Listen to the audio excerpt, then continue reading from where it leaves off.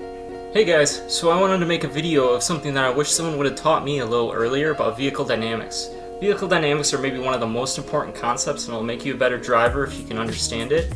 It's actually what happens with your tires in contact to the road and your suspension as your vehicle is going along. So let's just jump right into it. First off, your number one goal is always 100% grip at all four tires. And I know this seems a little unrealistic, and it is. You'll never hit 100% grip in all four tires in reality. And while cornering though, this is your primary goal. And as you can get closer to that, the better your car will handle. So let's get into it. The first concept is smooth is fast. So you can think about it this way. Your car is on springs, literally. Your car is riding up or down at all four corners independently. So what you can think about is how that weight would affect each tire. The more weight you have on a tire, the higher its grip threshold can be in actual force that it can hold.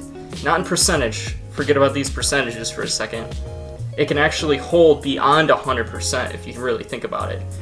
So if you can have weight on a tire, it can be beyond 100%. Now, if you think about it, as your car hits the throttle, it will then lean backwards. Let me get my right color here. So as you hit throttle, it'll go backwards. And as you hit the brake, it'll go forwards. This is your weight transfer. And you can think about that, how much each tire can handle once that happens. So when you have all your weight on the front, let's say you can get to 150% of what you usually can, but back here, you can get 50%. Now, this isn't a direct correlation, of course. It's not always 50% up front, 50% back. So you got to think about how each tire can handle it under each condition. So one of the important things about throttle is when you put all the weight back here, let's say you can handle 125% of what you usually can, because the weight is now transferred towards the rear, the car is actually squatting a little bit, you can now actually hold more pressure on the rear tires, which is good for throttle application, but is not good under turning. When you're under turning and you think about that 75% that's up front, what that'll tend to do is it'll tend to make the car understeer or make the nose push through the corner without rotating the car. So it's an important concept to understand that throttle, especially in a rear-wheel drive application, will not turn you around the corner. But what really will is a nice balance of maintenance throttle. Maintenance throttle is when you're just making that balance closer to that 100-100 while giving it smooth, easy throttle through the corner. That maintenance throttle will in turn help you go faster around the corner. Now, another concept to start thinking about is braking.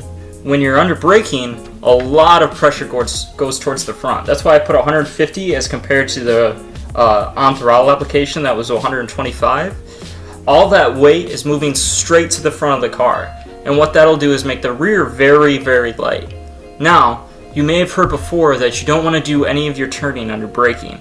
And this is the main reason why. Because you think about this, when you're braking, your rear tires have absolutely no grip for cornering. They're barely even on the ground as is. So you try and turn that car, and those rear wheels will instantly turn to zero, and they will slide from underneath you. Your car will oversteer, and hopefully you're not spinning out at that point. So it's a conscious effort to think about do most of your braking while going straight. Now, that's not saying you can't brake while turning, because you can. One of the best techniques that you can do is brake hard, not too hard, because smooth is fast, of course, but hard enough, and then taper off. And as you're tapering off, you'll turn into something which is called trail braking. And trail braking is when you're maybe, let's say, 10% braking, and it just moves the weight more back to center. So under a trail braking situation, you're going to just have that 110% up front and maybe 90% out back. And what that'll do is that'll actually rotate your car So instead of understeering, you're gonna oversteer just a little bit. Now it's a technique that's very hard to master, but once you do, it'll help you rotate through the corner amazingly in corners that you would usually just understeer right through. Now, why in some corners would you understeer when you're just off throttle and off the brake? And why would you need to trail brake? So when you think about it, you're off throttle, you're actually engine braking a little bit from the rear wheels. So you can think of it as almost a little bit of red when you're off throttle, just going that way. But not much, that's why it's a little arrow, of course. It's a very small amount that your engine will brake and will move that weight forward. Now, a normal car's balance through a corner will be understeer already. If it was oversteer, then we'd all be spinning out all over the place, all over the roads, because our normal balance is everyday driving. And we need understeer to keep us in check. So you'll see that a normal car on a road course will tend to understeer unless set up otherwise. So that's why the trail braking comes in handy, that you'll need to use while on the track. And as you can see with all these concepts with red is braking, of course, so you'll have more weight here and you will be up on weight there. On throttle, you can think of it the other way. You will squat under throttle and your nose will become light. So pretty much in summary, guys, if you're on throttle, you're going to be understeering, and if you're on braking too hard, you're going to be understeering. That's pretty much how you can think about it as vehicle dynamics standpoint. And usually off throttle is a good indication of what your overall car's balance is, so then you can work from there. And then another thing, guys, if you're excessively oversteering, which I hope never happens and the car is like completely out of shape, just know that it won't help to put more brake in it, and then that rear end will get lighter and then you'll spin around even more. So I hope you guys never get in that situation. Oversteer recovery is probably something for another video. It's a little more complex. Just know that more brake won't help it, and more gas in the rear-wheel drive application won't help it either. So just keep that in mind for next time you head to the track.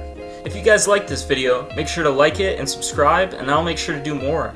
And even if you want to leave a comment down below of a topic that you suggest that I should go over, I'm a GM engineer, so I understand cars under mechanics and under the driving aspects. So if you want to know more concepts about a car, let me know down below, and I'll see if I can do a future video. That'll wrap it up, guys. Only thing I have left to say is be you, hang loose.